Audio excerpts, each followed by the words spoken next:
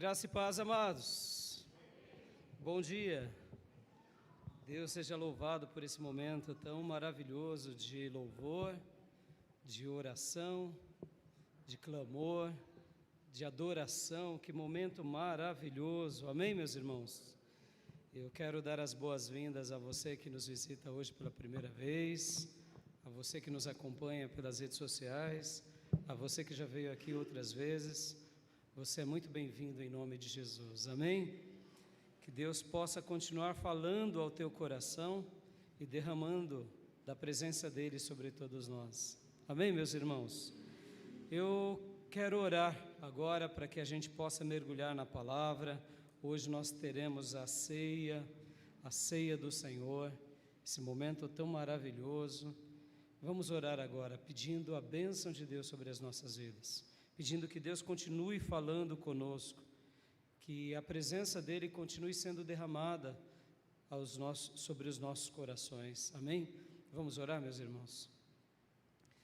Pai, muito obrigado, Deus, por esse momento tão maravilhoso. Obrigado, Deus, por esse instante tão importante, por esse instante tão esplêndido, eu diria, que é quando o teu povo se reúne para adorar e exaltar e bendizer apenas o teu nome. Ó Deus, como é doce, como é leve, como é amável, como é sublime esse instante, como podemos desfrutar da tua presença, sentir o teu toque, ver, ó Deus, que realmente o Senhor está entre nós, passeando entre nós e está tendo misericórdia das nossas vidas. E agora, Pai, eu mais uma vez entro com a tua igreja na tua presença, clamando a Ti. Fala aos nossos corações, fala, Senhor, fala daquela forma especial que só o Senhor pode fazer. Eu sei que, ó Deus, nós, seres humanos, temos a habilidade de falar ao intelecto, de falar às emoções, mas nós não conseguimos atingir o profundo dos corações das pessoas, porque esse lugar é o lugar onde somente o Senhor acessa e mais ninguém.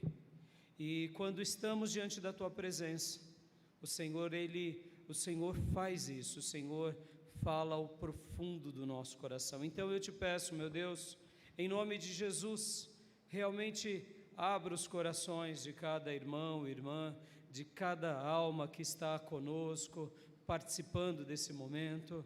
E, ó Deus, realmente fala conosco, mostra a Tua glória, toca, Senhor, de uma forma poderosa sobre as nossas vidas e faz o que o Senhor bem desejar entre todos nós.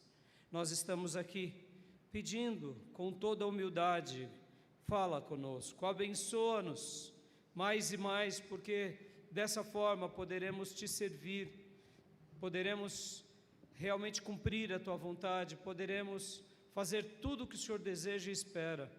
Sem Ti, Senhor, nós nada somos, sem Ti nós nada fazemos, sem Ti, ó Deus, nós conseguimos fazer algumas coisas para essa vida, mas coisas pertinentes ao Teu reino, somente com o Teu auxílio, somente com o Teu poder. Então eu te peço, meu Deus, derrama do Teu Santo Espírito sobre todos nós, em nome de Jesus. Amém. Amém, meus irmãos? Você crê que Deus vai falar com você? Então diga para o irmão que está do teu lado, ó, que o Espírito Santo de Deus esteja sobre a tua vida, que o Espírito Santo de Deus seja derramado sobre a tua vida, que Deus fale ao teu coração. Peço que os obreiros tragam água para mim, por gentileza. Glória a Deus, aleluias, glória a Deus, meus irmãos. Eu convido o meu irmão, eu convido a minha irmã a abrir a sua Bíblia agora, no texto que semana passada começamos a falar sobre ele, que é Zacarias, capítulo 4, versículo de número 6. Zacarias 4, 6. Quero continuar falando sobre ele, quero continuar lendo esse texto e refletindo sobre ele, ainda na temática dos profetas. Zacarias 4:6.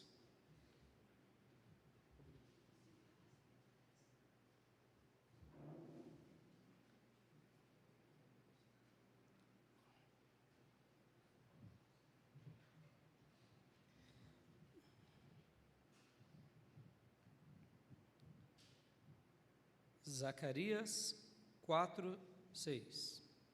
Todos acharam? Esta é a palavra do Senhor para Zorobabel, não por força nem por violência, mas pelo meu espírito, diz o Senhor dos exércitos. Não por força nem por poder humano, mas pelo Espírito Santo de Deus, diz o Senhor dos exércitos. Vamos orar mais uma vez? Vamos pedir o entendimento de Deus. Vamos pedir que Deus toque na nossa mente, no nosso coração, para que a gente entenda um pouco mais a vontade de Deus para a nossa vida. Antes da oração, deixa eu só te fazer uma pergunta. Por que você nasceu nessa geração? Ou nessas gerações? Por que nós não nascemos nos dias dos apóstolos? Por que nós não nascemos nos dias do rei Davi? Ou quem sabe aqui nos dias da reconstrução do segundo templo? Dos dias de Zacarias e Ageu, Zorobabel e Josué? Por quê? Por que nós não nascemos nos dias de Moisés? Lá no Egito. Vamos orar. Deus vai falar conosco. Amém? Pai, mais uma vez nos colocamos diante da Tua presença e pedimos, fala aos nossos corações, em nome de Jesus. Amém. Aleluias. O título da minha mensagem é o mesmo da semana passada, amados. É o mesmo. Não é pela força nem pela violência. Não é por força humana, habilidade humana, conhecimento humano, poder humano. Só que hoje eu quero trabalhar nesse texto olhando para Zorobabel, que foi o governador que voltou do cativeiro babilônico e que recebeu do imperador a chancelaria para reconstruir o templo. Ou seja, ele tinha tudo o que precisava, ou quase tudo, para ter êxito na reconstrução do templo, mas não estava conseguindo. Então hoje, num primeiro momento, eu quero olhar para Zorobabel, quero falar um pouco sobre ele, e depois eu quero ir para o Novo Testamento falar sobre o templo. O templo no Novo Testamento e o que tem a ver com a nossa vida.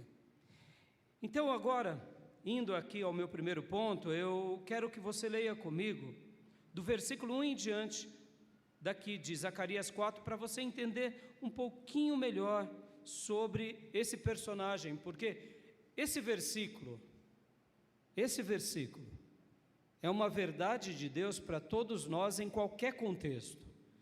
Porque se nós queremos fazer algo para Deus, só conseguiremos se for pelo poder do Espírito Santo de Deus. Posso ouvir um glória a Deus, irmãos?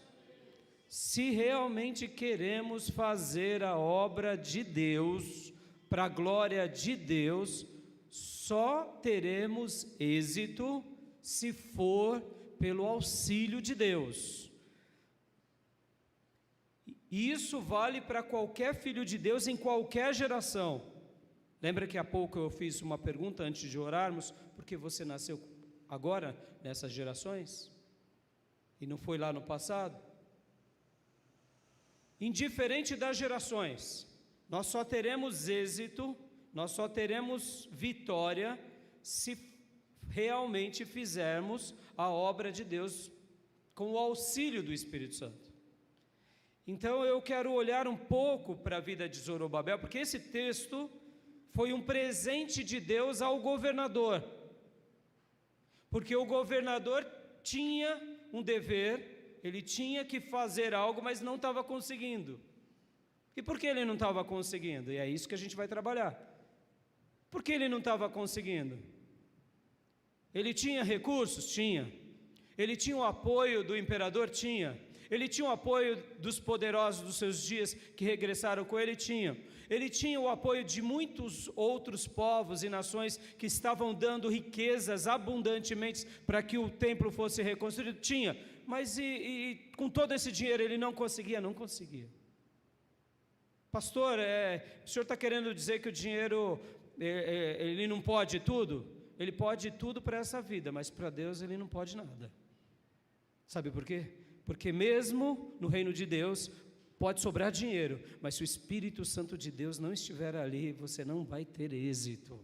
Porque o dinheiro, para Deus, só vai ser útil se também houver o que? A participação do Espírito Santo de Deus. Posso ouvir glórias a Deus, meus irmãos? E é aqui que a gente se perde. A gente se perde pelo dinheiro, a gente se perde pelo poder, a gente se perde pelo apoio. Irmãos, Zorobabel tinha o apoio do grande imperador Medo-Persa. Ele tinha o apoio do maior imperador dos seus dias. O mundo vivia em paz nesses dias, mas ele não conseguiu. Essa é a história da nossa vida, amados. Tem vezes que você tem saúde, tem vezes que você tem recursos, tem vezes que você tem dinheiro, você tem dom, você tem o apoio das pessoas, você tem liberdade, mas não dá um passo e não sabe por quê. A resposta é, porque não é pela tua força, nem pelo teu poder, nem pela violência, nem pelas habilidades humanas, mas é pelo poder do Espírito Santo de Deus na nossa vida. E aqui a gente vai estudar, vai ver Zorobabel, vai ficar assim impressionado, como esse presente de Deus, que Deus deu a Zorobabel, por meio do profeta Zacarias, é um presente para todos nós o tempo todo, a vida toda, para sempre, amém? Então vamos ler do versículo 1 em diante, para a gente entender bem esse texto, para a gente poder refletir sobre essas verdades.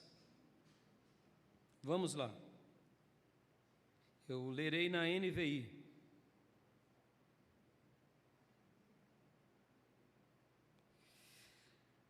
Esta é a palavra do Senhor para Zorobabel, ou melhor, vou voltar um pouquinho, versículo 1, isso. Desculpe, irmãos, é do versículo 6 mesmo em diante. Versículo 6 em diante mesmo. Porque do versículo 1 ao versículo 5, há uma palavra de Deus, tanto para Zorobabel, quanto para Josué, os dois líderes, um sumo sacerdote e outro governador. Lembrando que o governo aqui era teocrático, ou seja, era segundo os valores e as leis de Deus. Continuando aqui, versículo de número 6. Esta é a palavra do Senhor para Zorobabel. Não por força, nem por violência, mas pelo meu espírito, diz o Senhor dos Exércitos. Versículo 7. Quem você pensa que é, ó montanha majestosa, diante de Zorobabel? Você se tornará uma planície. Ele colocará a pedra principal aos gritos de Deus abençoe, Deus abençoe. E o Senhor me falou, as mãos de Zorobabel colocaram os fundamentos deste templo, as suas mãos também o terminarão. Assim saberão que o Senhor dos Exércitos me enviou a vocês. Pois aqueles que desprezam os dias das pequenas coisas terão grande alegria ao verem a pedra principal nas mãos de Zorobabel. Então ele me disse, estas 7 lâmpadas são os olhos do Senhor que sondam toda a terra. Até aí. Os olhos de Deus estão sobre toda a terra. Deus contempla a tua vida, Deus sabe de tudo que acontece na tua vida, no teu passado, no teu presente, até no teu futuro. Mesmo aqueles que viram as costas para Deus, Deus tem o controle. E agora Deus estava dando essa palavra a Zorobabel, porque como ele tinha tido a chancelaria do imperador Medo-Persa, como ele tinha tido recursos abundantes. Lembrem, irmãos, lembrem de uma coisa: quando Judá caiu, a Babilônia saqueou todos os tesouros de Judá e levou todos os tesouros do templo para a Babilônia, e tudo estavam lá. Agora, no regresso com Zorobabel, como você pode depois confirmar lá em Neemias 7, do versículo 6 em diante, você vai ver que ele regressa a Zorobabel, ele volta com o contingente, e ele traz também o quê? Todos os tesouros do templo. Mas vocês têm que lembrar de uma coisa: eles ficam 70 anos lá na Babilônia, e lá na Babilônia o povo judeu também prospera.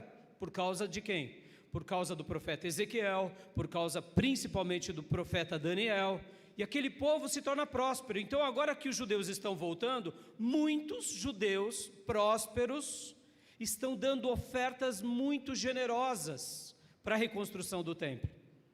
Então, presta bastante atenção, eles estavam voltando com muitas riquezas, com muitos guardas, e começam a fazer a reconstrução do templo. Mas agora, mesmo tendo dinheiro, mesmo tendo o apoio de todos, Deus permitiu algumas objeções para que o templo não fosse reerguido. Quais foram essas objeções? E eu quero citar apenas duas objeções. A primeira foram os samaritanos, que eram os judeus misturados que viviam a norte. Eles quiseram participar, os judeus sabiam que eles não podiam, então não deixaram eles participarem. Então eles começaram a enviar espiões e fazer contendas, fazer murmuração. E o povo de Deus, por causa de palavrinhas, presta bastante atenção, por causa de murmúrio, fofoca, parou de fazer a obra. Mas tinha dinheiro? Tinha. Tinha autorização do imperador? Tinha. Mas fofoquinha, murmurinho, bobeirinha, o povo começou a desfalecer, e o templo parou de ser reerguido. Agora se coloque no lugar de Zorobabel, o governador, responsável por reerguer a casa de Deus sobre toda a terra, não tem êxito. Tem dinheiro abundante, os tesouros que um dia foram saqueados estão de volta, tem guardas, tem recursos, tem soldado, mas o povo se perde na fofoca, no murmúrio, na contenda, porque os samaritanos enviaram os gadareninhos deles, e aí os gadareninhos deles inflamaram o povo, e o povo de Deus agora estava sem vigor. E a segunda coisa, em virtude disso começaram a dizer: mas será que é realmente a hora de construirmos a casa de Deus? A dúvida. E o que eles fizeram na dúvida? Vamos construir as nossas próprias casas, vamos cuidar da nossa vida, afinal de contas Deus nos permitiu voltar, nós somos mais importantes do que o templo. E aí eles começam a construir as suas próprias casas. Inclusive o profeta Ageu vai falar casas de fino acabamento. A casa deles estava supimpa, tudo do bom e do melhor. Mas aquele povo, mesmo tendo riqueza, mesmo tendo tudo isso, estava faltando alguma coisa. Por quê? Porque eles deixaram Deus em segundo plano. Ou seja, as contendas dos samaritanos, as contendas daqueles contendiosos, e agora o cuidado próprio, tiraram, impediram o progresso de Deus em Judá, que era a casa de Deus para Israel e para todas as nações. Meus irmãos, perceba o inimigo vencendo. Mas pastor, eu quero ser enfático, irmãos, eu quero ser enfático, porque a nossa geração é uma geração doente, obcecada pelo status, obcecada pelo poder, obcecada pela riqueza. E eu quero te dizer, meus irmãos, que hoje o nosso país é um país com igrejas ricas, poderosas, influentes, donas de prédios, donas de empresas, donas de bancos. E eu quero te mostrar, meus irmãos, que o reino de Deus não tem nada a ver com os valores monetários dessa sociedade, porque aqui estamos diante de um povo em que realmente tinha muitos recursos, tinha muito apoio. O apoio do imperador, ninguém podia fazer nada, porque eles estavam chancelados pelo edito do imperador. Mas eles se esqueceram daquilo pelo qual a vida deles tinha sentido. O que era? O Espírito Santo de Deus. E é agora que o profeta então vai a Zorobabel. E eu quero que você se sinta no lugar de Zorobabel. Se coloque no lugar dele. Um governador da linhagem de Judá, tendo agora sobre a sua incumbência o dever de reconstruir o templo e não conseguindo. E você tenta, e você chama o sumo sacerdote, e não dá. E o povo preocupado com o porcelanato, o povo preocupado com a jacuzzi, o povo preocupado com o carro zero, o povo preocupado com o cavalo de puro sangue, e você falando, povo de Deus, vamos! Não, eu tenho minha vinha, eu tenho vinho, eu tenho agora o trigo, a flor do trigo. Não dá, não é o tempo de Deus. E Zorobabel se sentindo frustrado, e Zorobabel se sentindo fraco. E aí vem então, Deus levanta o profeta Ageu e desafia o povo. Povo, volte-se para Deus. Povo, enxergue a casa de Deus. Povo, acorde. E o povo então começa a acordar. E agora também Deus levanta o profeta Zacarias e diz para aquele povo, volte-se para mim, porque quando vocês se voltarem para mim de todo o coração, eu me voltarei para vocês. E aí agora Deus olha para Zorobabel e diz, Zorobabel, você colocará as pedras fundamental a gritos de aleluia, e você concluirá o templo, porque eu estou dizendo que não é pela força, não é pela violência, mas é pelo meu espírito. Aleluias. Oh, palavra de consolo, meus irmãos. Só para vocês terem uma ideia de período, foram aproximadamente 20 anos para reconstruir esse templo. Não era para levar tanto tempo. Ficou parado quase 15 anos por causa dos gadarenos samaritanos. Ou seja, imagine-se no lugar de Zorobabel. Vamos lá, vamos aplicar agora na nossa vida, na história da nossa vida, meus irmãos. A gente tem tanto sonho para fazer, a gente quer fazer tanto para Deus, e a gente tenta de um lado, tenta de outro, chama as pessoas, tem pessoas, muitas vezes tem recursos, sobra dinheiro. Meus irmãos, isso não quer dizer nada, nada, porque o Senhor, Ele é dono do ouro e da prata. Meus irmãos, se o reino de Deus fosse movido a dinheiro, nós seríamos um banco e não uma igreja. Amém, meus irmãos? Não é dinheiro. Essa é a história da nossa vida. Vem cá, você tem sentido que está sobrando as coisas na tua vida? Porque talvez é o oposto, está faltando. No nosso contexto brasileiro, mais nos falta do que sobra, sejamos honestos. E muitas vezes nós colocamos a nossa expectativa em coisas erradas.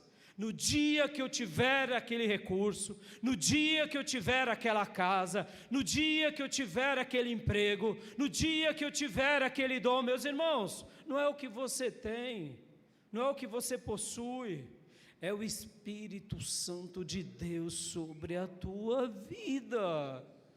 Por quê? Porque o dinheiro não pode perdoar o teu pecado, o intelecto não pode transformar a sua vida. No sentido mais íntimo, ele pode te ajudar a sua mente, mas o poder de transformar a mente e o coração é algo que só o Espírito Santo de Deus faz em nós. Um homem muito ilustre nos dias de Jesus buscou a Jesus de noite, Nicodemos. Ele conhecia Deus pelo intelecto. E Jesus disse, Nicodemos, você tem que nascer de novo. Meus irmãos, o novo nascimento não é feito por causa do homem. O novo nascimento é gerado pelo poder do Espírito Santo. Ou seja, meus irmãos, ou nos entregamos totalmente, incondicionalmente ao Espírito de Deus e à dependência de Deus, ou naufragaremos. Quantas são as vezes na nossa vida, meus irmãos, que a gente tenta fazer as coisas na marra, levar os irmãos para a igreja na marra, converter os irmãos na marra, fazer a obra de Deus na marra, porque se ninguém me apoiar eu faço assim mesmo. Oh, meu irmão, a palavra de Deus ainda se repete e ecoa aos nossos corações, não é pela força, não é pela violência, não é pelo poder, mas é pelo meu Espírito. Oh, meus irmãos, eles aqui tinham e sobravam, mas faltava o principal. Quando falta o principal, a gente vai rodar, rodar e rodar, e não vai chegar em lugar nenhum. Quero ir para o meu segundo ponto, mas para ilustrar agora, eu quero dizer e citar Moisés. Moisés nasce como um eleito de Deus para libertar o povo. Em algum momento da sua vida, ele descobre que ele era um hebreu. Em algum momento da sua vida, ele vai ter o contato com o seu povo, e na força do seu braço ele se torna um assassino. Mas ele era o homem mais preparado daqueles dias. Mas não é o intelecto que te dará a vitória, não é o recurso que te dará a vitória. Depois em que Moisés naufraga na força, do seu braço, ele tem que aprender agora, lá em Midian, ele tem que aprender com Jetro, que a obra de Deus não se faz no intelecto do Egito, não se faz dentro dos cálculos do Egito, não se faz pelo poder do Egito, mas a obra de Deus se aprende com ovelhas no deserto. E tudo o que ele aprendeu no Egito, ele teve que desaprender em 40 anos pastoreando ovelhas. Até um dia que o Senhor viu que aquele vaso estava pronto, e agora então o Senhor disse para ele: vem e liberta o meu povo. Aleluias! 40 anos de preparo no Egito, 40 anos de treinamento nas mãos do Altíssimo. Posso ouvir glórias a Deus, meus irmãos? Não é pela força, não é pelo poder, mas é pelo Espírito Santo de Deus. Amém, meus irmãos? Percebam, irmãos, Zorobabel, ele estava aqui aflito. Quantas vezes ficamos aflitos por causa de uma doença, por causa de uma privação, por causa de um pecado, irmãos? Eu quero te dizer, meus irmãos, Igreja do Deus vivo, recebe essa palavra. O Espírito Santo de Deus, Ele quer e Ele vai te ajudar em nome de Jesus. Não é você vencendo por você, é Ele vencendo na tua vida. Segundo lugar, eu quero falar sobre o templo e o tempo, porque ele tinha um propósito. Ele precisava concluir o templo, mas havia um tempo. Deus tem um plano para a tua vida ou não? Você acredita que Deus já escreveu a sua história ou não? Oh, meus irmãos, como eu acredito nisso? Que os nossos dias foram contados, que nossos dias foram escritos, estão, como Davi disse, no livro de Deus.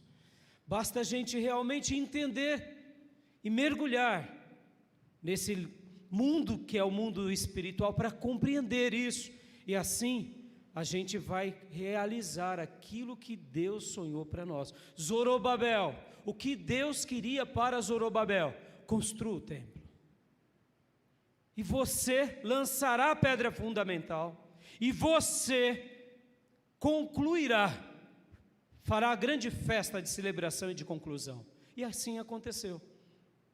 Agora eu quero te dizer, o que Deus tem para a tua vida, meu irmão? O que Deus tem para a tua vida, minha irmã? O que Deus sonhou para você, filho? Eu estou aqui nessa igreja, estamos nessa empreitada. Até hoje não concluímos essa obra. Durante muitos momentos da minha vida eu já fiquei um pouco aflito, porque dentro do meu coração, como pastor de vocês, Eu não vejo a hora de concluir essa igreja, essa construção. Mas sabe o que mais me fascina sobre essa questão? Não é a conclusão apenas da igreja, porque Deus não me disse que eu seria um construtor de igreja. Ele disse que eu seria um pastor e um professor. Estou pastoreando vocês? Sim ou não? Estou ensinando vocês? Eu poderia construir 1000 igrejas e não ser um pastor. Perceba, o que Deus tem para você. Para Zorobabel era o templo. E qual foi a palavra? Siga o Espírito Santo, e o tempo de Deus se concretizará na tua vida. O que Deus tem reservado para a tua vida, filho? O que Deus sonhou para a tua vida, filho? Qual foi o dom que o Espírito Santo te deu? Está tendo êxito? Glória a Deus. Não está tendo êxito? O que falta? Recursos? Chancelaria do pastor? Chancelaria do Estado? Chancelaria do mundo? Falta o Espírito Santo de Deus, meus irmãos. E aí sim o tempo vai ser um aliado na tua vida. Por quê? Porque eu quero ilustrar com o próprio Moisés. Deus disse: liberta o meu povo e leva para Canaã. E o que ele fez? Ele já estava velho. E aí? Deus sustentou ele na velhice ou não? Sustentou. Ele chegou a contemplar Canaã ou não? Chegou. Por quê? Porque o tempo pertence a Deus. Deus te fez nascer nessa geração, porque há um propósito divino nessa geração com a tua vida, com a minha vida. Posso ouvir glórias a Deus? É assim, amados. É assim. Nós poderíamos ter nascido no passado, mas Deus sonhou algo lindo, algo único, algo exclusivo para a nossa geração, com a nossa vida. Então nós precisamos entender pelo Espírito, entender pela graça de Deus, entender qual é o dom de Deus e descansar no tempo dEle. E apenas ouvir do Espírito Santo e ser conduzido como uma folha, porque o Espírito Santo nos guiará e nos levará segundo a toda a vontade de Deus. Não se preocupe com o tempo, não se preocupe, porque você realizará tudo o que Deus tem para você. Dentro dos apóstolos havia um mistério. Muitos apóstolos achavam que João iria viver até a volta de Jesus. Entre os apóstolos, eles viviam aquele paradoxo: quem estará vivo até o retorno de Jesus? E eles achavam que era João, por causa de uma citação de Jesus. Mas eu quero usar os 3 principais apóstolos, Pedro, Tiago e João, sobre essa questão. Tiago morre cedo, transpassado pela espada de Herodes. Pastor, o que ele fez de errado? Não fez nada de errado. Ele simplesmente cumpriu com toda a missão dele. Meus irmãos, o tempo pertence a Deus. O tempo é de Deus. Você é dele. Não fique preocupado. Já notaram como a nossa geração vive uma crise por causa do tempo? Já notaram? Como nós somos ansiosos. Eu estou velho. As moças, estou com 30 anos, meu Deus do céu, 30 anos, é uma criança. Os homens, eu estou 50 anos, já estou me aposentando. Meus irmãos, 50 anos. Na escola de Deus, Abraão começou o projeto com 75, Moisés começou o projeto com 80. Meus irmãos, o tempo pertence ao Senhor. Não fique atônito por causa disso. Mas esse mundo está acabando. Tá bom, pode ser que seja mesmo, ele está acabando, e daí? Você é morador dessa cidade, desse mundo? Ou somos peregrinos da Nova Jerusalém? Estão entendendo, meus irmãos? Perceba como a gente não sabe lidar com o tempo, e a gente não sabe lidar com o templo. Não sabe lidar com o templo, porque a gente acha que hoje tudo de Deus tem que satisfazer a nossa própria vontade. Pode ver, a igreja hoje está em si mesmada. Hoje Deus é para mim, é para eu, é para minha vitória, para minhas conquistas. Meus irmãos, o reino é coletivo, o reino não é individual. O templo não era para Zorobabel, era para a nação de Deus e para o mundo. Zorobabel foi um instrumento, Moisés foi um instrumento, Pedro, Tiago e João foi um instrumento. Como eu citei dos 3 principais apóstolos, Tiago morre cedo, Pedro morre um pouquinho depois, algumas décadas depois, e João dos apóstolos foi o que mais viveu até por volta do ano 100. Por que Deus permitiu isso? Porque é a vontade de Deus. Agora a grande pergunta, eles realizaram com a obra de Deus? Sim. Eles realizaram com a vocação de Deus? Sim. Eles cumpriram com todo o propósito de Deus? Sim. Isso é o que importa para a nossa vida, meus irmãos. Não é o quanto você faz, mas é se você faz o que Deus sonhou para você, meu irmão. Peça para Deus em nome de Jesus. Senhor, abre os meus olhos para que eu entenda melhor o teu plano para a minha vida. Terceiro lugar, quem é o templo no Novo Testamento? É Jesus. Jesus é o grande templo no Novo Testamento. No Novo Testamento temos 3 templos. O primeiro é o templo de Salomão, esse pelo qual Jesus entrava lá, fazia as orações, fazia as celebrações das festas. Aos 12 anos ele surpreendeu os eruditos. Depois, no seu ministério, ele ia, pregava. Muitos ouviram as mensagens de Jesus no templo. Então, é o templo físico que foi reconstruído por Herodes, esse segundo templo. Nos dias de Jesus, o segundo templo foi chamado também de terceiro templo, porque Herodes, o rei Herodes, repaginou, reconstruiu, ampliou. Então, o primeiro templo era o físico, que no ano 70 o general Tito destrói, porque o próprio Jesus tinha dito que seria destruído e que não ficaria pedra sobre pedra. O segundo templo do Novo Testamento é o próprio Jesus, é o corpo de Jesus. Porque o que representava o templo? Representava a glória de Deus para todas as nações. Agora que o Filho de Deus chegou, a glória de todas as nações estava nele, porque ele é o amado de todas as nações. E quem vai a Jesus, vai ao templo. Amém, meus irmãos? Onde 2 ou 3 se reúnem, vai a Jesus, o templo de Deus está ali. Nós entramos diante do Santo dos Santos. Mas o terceiro templo do Novo Testamento que eu quero citar, esse é agora, porque olha só que interessante, irmãos. Mesmo nos dias de Jesus, ele também era esse templo que perambulava entre as pessoas, ou seja, ele levava a glória de Deus para as pessoas. Ele atingia corações. E agora voltando e fazendo um paralelo com a riqueza que Zorobabel levou, com a chancelaria que ele tinha, vamos olhar para Jesus. Se o reino de Deus fosse construído com recursos, Jesus seria o homem mais poderoso financeiramente dessa terra. Sim ou não, igreja? Mas ele nasce de um lar simples, aonde o pai era um carpinteiro. Percebam, José era um carpinteiro, meus irmãos, era um funcionário comum, um operário dos dias. Ele não era um conselheiro da corte, ele não era um dos principais da sua tribo, ele era um carpinteiro. E Maria, possivelmente uma pessoa simples também. E ele nasce inclusive no lugar onde tinham animais, numa manjedoura. Jesus, ele não se atrela a riquezas. Ele vai ao templo e as pessoas do templo descartam, desprezam. Ele tem recursos, ele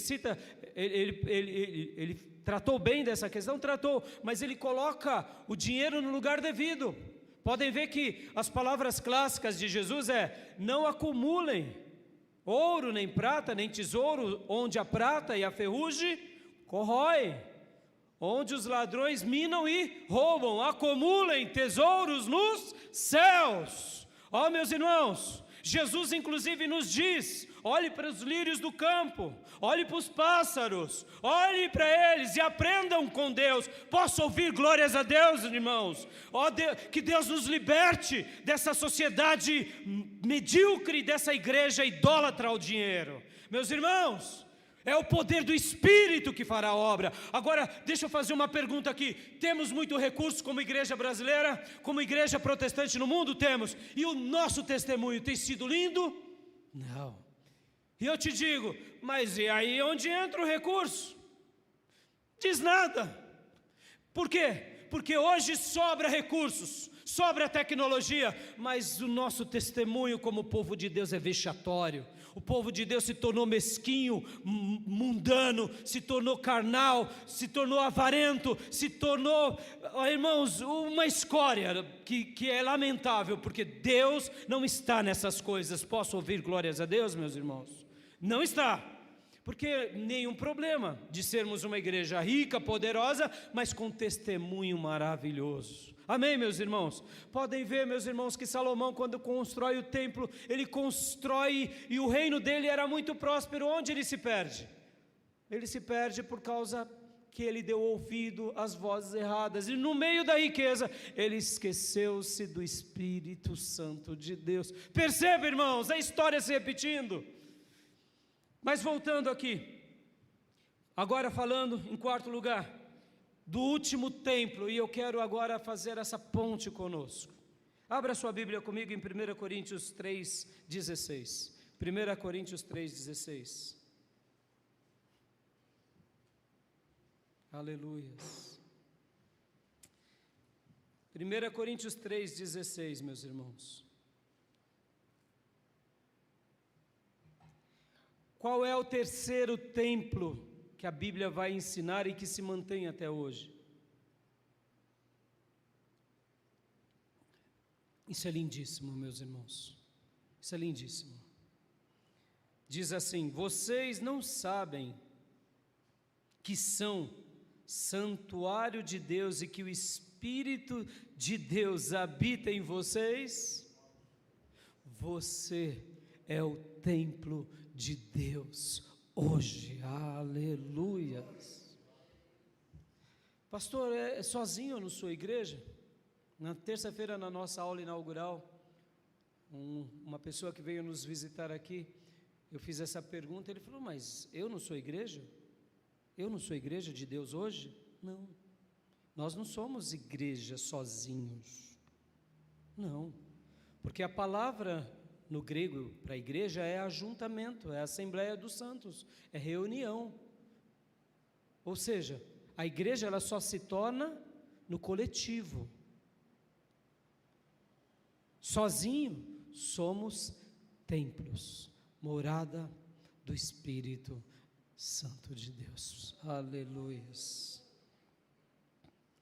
Se alguém destruir o santuário de Deus, Deus o destruirá, pois o santuário de Deus, que são vocês, é sagrado. Diga para o irmão que está do teu lado: você é sagrado, irmão. Você é o templo do Espírito Santo de Deus. Aleluias.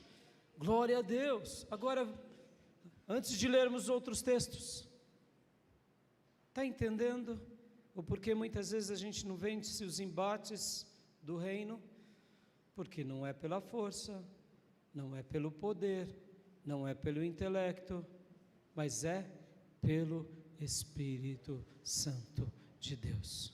Porque você que é templo e eu que sou templo, e nós que juntos somos igreja, sem o Espírito Santo não somos nada, não fazemos nada.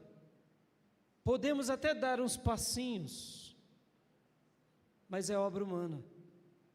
Mas com o Espírito Santo de Deus, faremos proezas para a glória de Deus. Deixa eu explicar uma coisa aqui que é muito simples, mas alguns irmãos sofrem. Muitas vezes nós racionalizamos a fé. Eu racionalizei tantas vezes, meus irmãos, porque quem gosta de pensar e quem tem uma mente lógica, principalmente Me entendam bem, tá, irmãos? Nem todo mundo tem uma mente muito lógica. Existem pessoas que nascem mais com uma compreensão, uma cognição linguística, científica, no sentido da biologia, da ciência. Ele entende bem os meandros da ciência e das letras. Então, não tem uma mente lógica no sentido matemático. Mas quem tem uma mente matemática vai entender bem o que eu estou querendo dizer. Porque muitas vezes o matemático, ele equaciona tudo. É tudo muito racional. Sabe aquela pessoa que na família fala assim, vamos viajar? Ele diz, tá, mas quando, como, onde, para onde, quanto tempo de... É uma mente lógica. Enquanto o outro, vamos viajar, o outro pediu, quando, agora? É tipo assim, o matemático fica, não, mas como? Nem planejamos. Mas o outro diz, do jeito que está, vamos agora. E a gente se vira no meio do caminho. O matemático infarta. Por quê? Porque são pessoas diferentes. Deixa eu falar aqui para você, meu irmão, quantas são as vezes que a gente equaciona o reino de Deus? Que a gente equaciona a nossa família? Que a gente equaciona a nossa vida? Não, eu vou fazer assim, assim, assado, vai dar certo. Deus vai estar comigo. Aí a gente ouve uns bobinhos, e os bobinhos dizem que você der dinheiro, se você fizer tal coisa, Deus é obrigado a fazer. Eu pergunto, está na Bíblia? Por isso que eu chamo de bobinhos. Meus irmãos, obedeça a palavra. Descubra o que Deus tem para você. E no tempo de Deus vai acontecer na tua vida. Vamos aplicar com Zorobabel. Vamos aplicar com as dificuldades dos 20 anos dele, com as frustrações dele. E vamos agora correlacionar a nós como templo. Quantas são as vezes na nossa vida que a gente se sente frustrado? Senhor, há tanto tempo e a minha vitória não vem. Há tanto tempo só chorando que não tenho mais nem lágrimas. Há quanto tempo ensinando e falando e me esforçando. E eu quero te dizer, meu irmão, você está na escola de Deus. Essa é a escola de Deus para a tua vida, filho. Você está olhando para a escola de Deus como um adversário? Não, a escola de Deus é uma escola espiritual. A escola de Deus é brilhante. A escola de Deus é sobrenatural, tem anjos te auxiliando, o poder do Espírito está falando com você. Saia dessa ruptura humana, deixe as coisas lógicas e se entregue à vontade de Deus incondicionalmente. Moisés lá no deserto, eu deduzo que num primeiro momento ele ficava um pouco em dúvida, mas por que esse povo é tão orgulhoso? Porque esse povo tem uma soberba tão grande.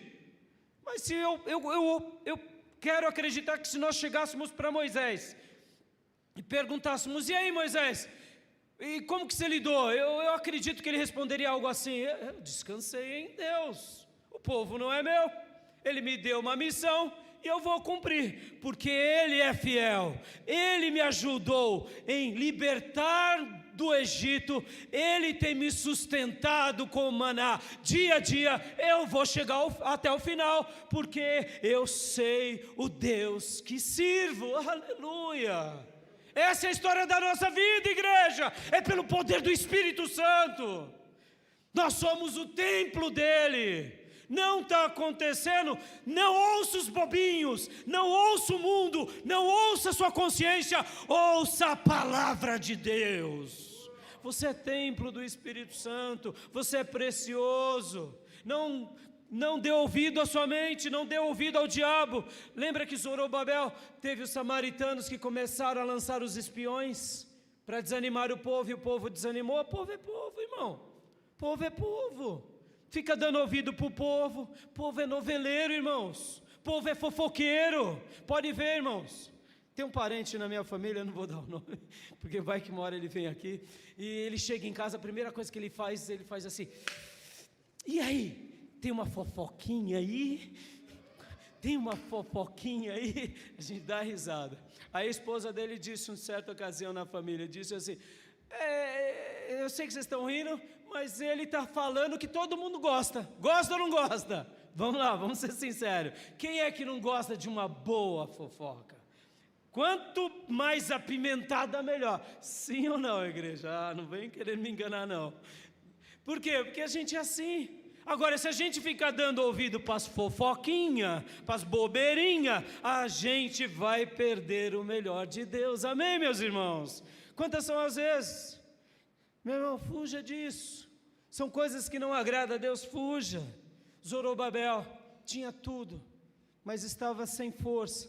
Deus levanta Ageu, Deus levanta Zacarias, Deus dá uma palavra, ele crê, e no tempo de Deus, começa a ter a obra no meio do povo. É uma família que se mobiliza, é outra família que se mobiliza, e de repente o Espírito Santo é derramado, e o povo volta a trabalhar, e o povo volta agora a construir o templo, e ele vê o que? Se cumprir a palavra do profeta Zacarias, porque não é pela força, nem pela violência, nem pelo poder, mas é pelo Espírito Santo de Deus. Meu irmão, irmã, em nome de Jesus, se agarra às palavras de Deus, se agarra a elas. Está demorando a tua vitória, está demorando a tua promessa. Não se importe com os fofoqueiros, não se importe com a dor, não se importe com a adversidade, não se importe com os samaritanos, com os gadarenos. No tempo de Deus você dará glórias a Deus em nome de Jesus. Vamos continuar lendo aqui Coríntios, ainda em 1 Coríntios 6,19, olha só o que diz.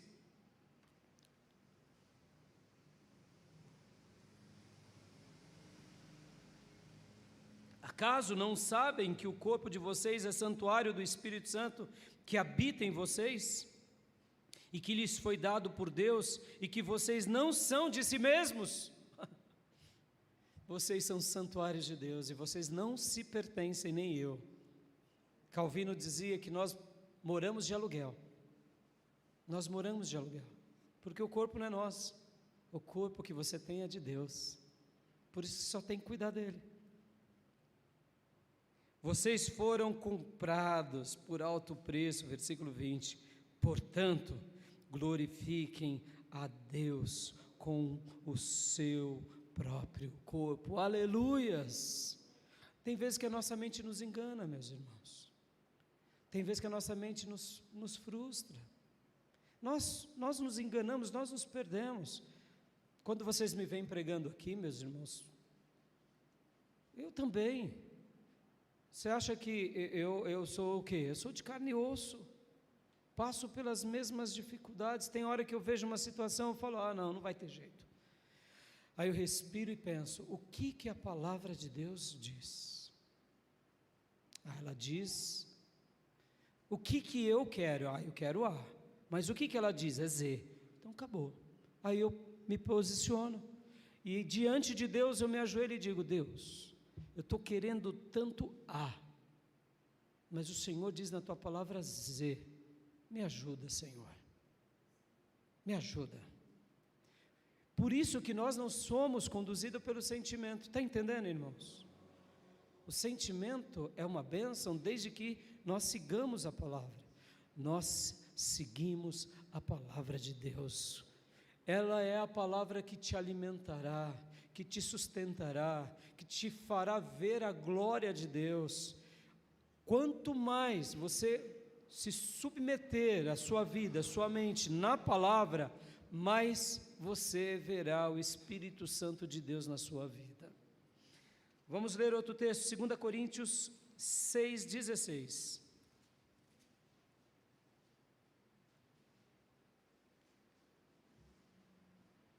Que acordo há entre o templo de Deus e os ídolos? Que acordo há entre o templo de... Quem é o templo de Deus? Nós. Existem muitos ídolos. Que acordo há? Não há. Somos santuário do Deus vivo. Aleluia, guarde isso. Somos santuário do Deus vivo. Quando eu leio um texto, deixa eu aqui agora abrir uma janela e mostrar um pouco a minha devocional. A minha devocional. Todas as manhãs eu pego a Bíblia e vou ler. Quando eu pego um texto como esse, somos santuário do Deus vivo. Eu paro a leitura, eu fico pensando, Deus, eu não mereço isso. Eu não mereço isso. Uma pessoa tão errada, tão gananciosa. Não era um tranca-rua, mas eu era um mundano daqueles bem mundano. E um dia Deus me separou para a graça dele, e só dele ter me salvado já está bom demais. E agora ele vem para mim e fala, você é meu santuário. Eu falo, Deus, eu não mereço isso. E eu fico pensando e fico dando asas a essa imaginação sagrada. Fico imaginando Deus quando Ele salvou Maria Madalena da prostituição, quando Ele salvou Nicodemos da sua intelectualidade, quando Ele salvou Ciro, o imperador medo-persa, e fez dele um eleito, quando Ele salvou Nabucodonosor, porque depois que Deus atinge Nabucodonosor, Deus precisou levá-lo à humilhação, e ele ficou durante 7 tempos, ou entendemos 7 anos, como louco, porque muitas vezes, meus irmãos, ou as pessoas vêm pelo amor, ou vêm pela dor, muitos vão ficar meio xarope mesmo, e esse estado de quase de insanidade, é o laboratório de Deus para quebrar o vaso. Mas louvado seja Deus, porque no dado momento Nabucodonosor se voltou para Deus, e assim é essa história da nossa vida. O que Deus precisa fazer conosco? O que Deus precisou fazer com Paulo, um religioso de carteirinha que perseguia a igreja do Deus vivo? Deus quebra Paulo no meio, Deus abate Paulo, Deus humilha Paulo, e de perseguidor passa a ser proclamador e um dos maiores cristãos da história da igreja. Ó, meus irmãos, somos santuário do Deus vivo, não pelo mérito nosso, mas pela graça de Deus, pelo sangue do Cordeiro que nos comprou. Aleluias. Somos santuário, meus irmãos. Pastor, eu no meu tempo eu não estou vivendo isso. É porque está faltando o Espírito Santo. Então pede, Espírito Santo, mora em mim, seja derramado na minha vida. E como eu dizia, nos meus momentos de devocionais, muitas vezes eu paro num texto desse e fico por minutos só refletindo, degustando, analisando, pensando, lembrando de vocês, lembrando das mudanças da vida dos irmãos, dos testemunhos. Por quê? Porque o santuário de Deus, o templo de Deus, não tem nada a ver com ídolos. Guarde isso, irmãos. Não é porque somos protestantes que não corremos o risco de termos ídolos. E hoje, na minha opinião, o povo de Deus, dessa geração, eu me refiro à igreja brasileira, a nossa igreja, a igreja brasileira e a igreja ocidental, temos 2 grandes ídolos. O primeiro é o ego, fazemos o que queremos e não o que Deus quer. E o segundo é a prosperidade. 2 ídolos perigosíssimos e invisíveis, porque se fossem visíveis a gente expulsava ali, sai daqui, mas já que é invisível a gente não vê, e cai recorrentemente nesse pecado. Pensem nisso. Nós somos o santuário do Deus vivo. Continuando o texto, como disse Deus, aleluia, habitarei com eles e entre eles andarei. Aleluias. Deus tem habitado na sua vida, meu irmão. Deus tem falado com você, minha irmã. Há quanto tempo você não é visitado pelo Altíssimo? Hoje Deus me coloca diante de vocês porque o Senhor quer visitar a sua vida. Ele quer habitar em você e Ele quer andar entre nós. Serei o seu Deus e eles serão o meu povo. Posso ouvir glórias a Deus, meus irmãos? Quando Deus começa a habitar entre nós, tudo muda. Pode faltar dinheiro, pode faltar saúde, pode faltar até a harmonia, porque muitas vezes acontece que por causa da tua luz, outros se levantem indignados. Jesus mesmo disse que pais se levantariam contra filhos, filhos contra pais, maridos, cônjuges uns contra os outros, por causa do reino. Acontece. Deixa eu dar uma ilustração aqui, de alguém que vivia essa verdade na sua essência. Jó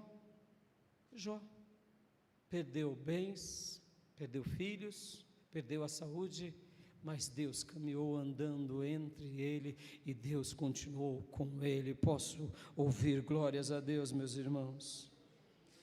E agora eu quero orar com você. Eu quero orar porque não é pela força, não é pelo poder, mas é pelo Espírito Santo de Deus na tua vida que você vai vencer.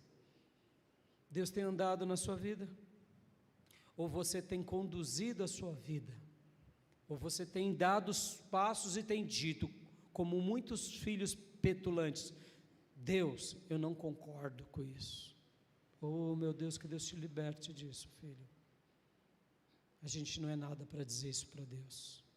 Nós não podemos dizer isso. Como pode a criatura ser tão petulante de dizer para o Criador: eu não concordo? Você tem que dizer que não concorda para os demônios, isso sim. Isso sim.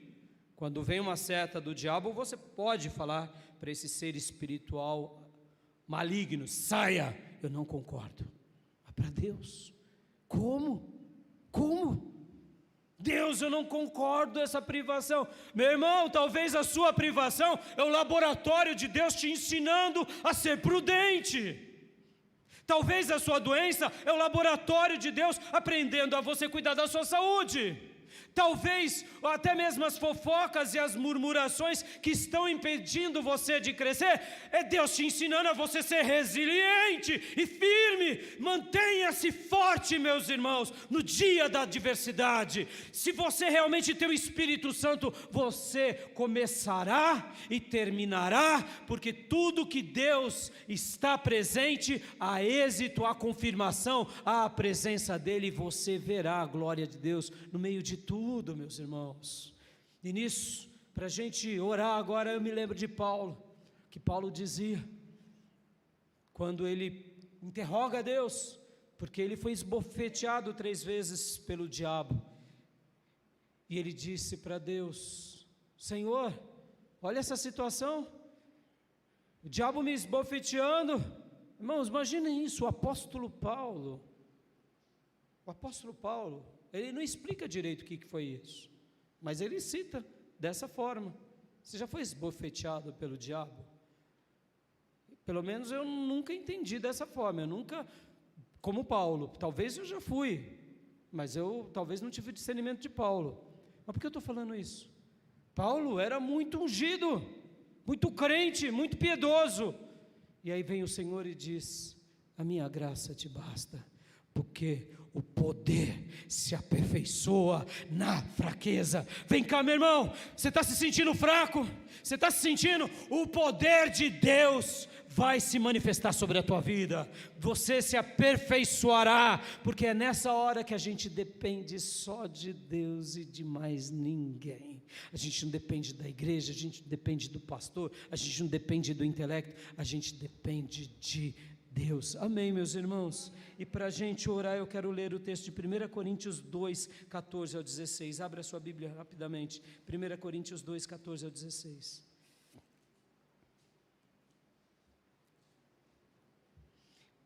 Quem não tem o Espírito não aceita as coisas que vêm do Espírito de Deus. Dá uma pausa. Quem tem o Espírito aceita as coisas do Espírito. Quem não tem, não aceita. E quem deixou de ter, também não aceita. Quem não tem o Espírito não aceita as coisas que vêm do Espírito de Deus, pois lhes são loucuras. E não é capaz de entendê-las, porque elas são discernidas espiritualmente. Mas quem é espiritual discerne todas as coisas, e ele mesmo por ninguém é discernido. Pois quem conheceu a mente do Senhor para que o possa instruí-lo? Nós, porém, temos a mente de Cristo. Aleluias. Quero orar hoje com você dizendo: Senhor, me faz ser um crente espiritual, muito espiritual, que discirna o mundo espiritual, que tenha a mente de Cristo, Porque aí, meu irmão, aí você vai fazer que nem Zacarias, vai dar uma palavra para Zorobabel, e aí você vai fazer que nem Zorobabel, vai acreditar na palavra dos profetas, e vai tomar posse, e vai dizer amém, vai acontecer, quando? Não me importa quando, porque Deus prometeu, Ele é fiel de cumprir, amém, meus irmãos. E pode vir gadareno, pode vir fofoqueiro, pode vir o que for, você vencerá. Mas você não vencerá por causa do dinheiro e do intelecto, e nem por causa do apoio dos poderosos. Você vencerá pelo poder do Espírito Santo de Deus, amém? Feche os seus olhos onde quer que você esteja. Você que vem vivendo esses dias talvez tão difíceis, peça agora para Deus: Senhor, aperfeiçoa-me na fraqueza, aperfeiçoa-me enchendo-me do Espírito. Vai orando, igreja, vai orando. Aperfeiçoa-me dando-me espiritualidade. Oh, meus irmãos, um ser espiritual não é anormal. O Filho de Deus tem que ser espiritual. Ser espiritual é comum, é comum. Então peça a Deus: eu quero discernir do Espírito, eu quero entender do Espírito, eu quero compreender do Espírito, eu quero viver no Espírito, eu quero sobrepujar a carne, o meu intelecto, e eu quero fazer como Zorobabel, crer nos profetas e vencer para a glória de Deus, amém? Vai orando pela sua vida, eu quero orar por todos vocês. Pai, nos colocamos mais uma vez diante da Tua presença, e Te pedimos, meu Deus, derrama do Teu Santo Espírito sobre as nossas vidas, sobre o meu irmão e sobre a minha irmã, que estão muitas vezes, Senhor, não vendo o Teu agir, ou quem sabe se perdendo na espiritualidade. Eu Te peço, ó Deus, toma-os em Suas mãos, toma-os, Senhor, abre os olhos, abre a mente, faz com que as escamas caiam por terra, como foram na vida de Paulo depois do encontro contigo na estrada de Damasco. Ó Deus, que as escamas caiam por terra, que os empecilhos caiam por terra, que tudo aquilo que não é do Senhor caia por terra, e que o Senhor seja glorificado na vida do Teu povo. Ó Deus, ajuda os meus irmãos, ajuda a mim, ajuda a Tua igreja, a sermos uma igreja laboriosa, uma igreja trabalhadora, mas sobretudo uma igreja cheia e abundante do Teu Santo Espírito.